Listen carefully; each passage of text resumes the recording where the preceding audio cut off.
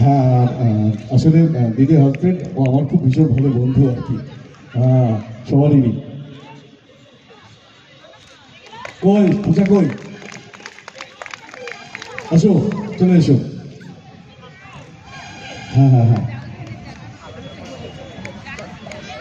রাত দুপুরে যখন ভীষণভাবে বিপদে পড়ি বা দিশারি যতবার বিপদে পড়েছে ততবারই ফুচাদাই মনে পড়েছে।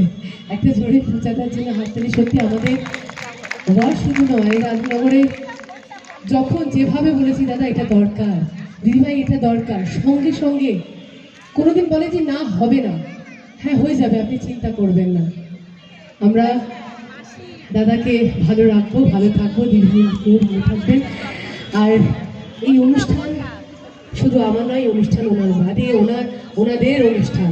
তো দিদিভাইয়ের মুখ থেকে একটু শুনবো এই অনুষ্ঠান।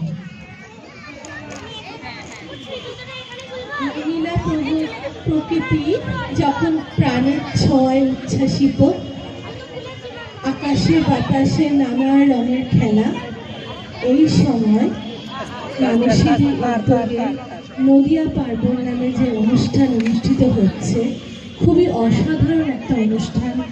আমি অনেকক্ষণ ধরে এখানে অনুষ্ঠানটা দেখছি। আমি ভীষণভাবে আপ্লুত এবং এরকম প্রোগ্রাম যেন আগামী দিনেও মানুষেরই করতে পারে এর আশা রাখবো।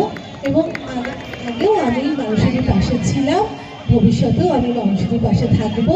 এবং আপনারা এই অনুষ্ঠানটি খুব ভালোভাবে উপভোগ করুন, এই কামনায় করি। সবাই ভালো থাকবে।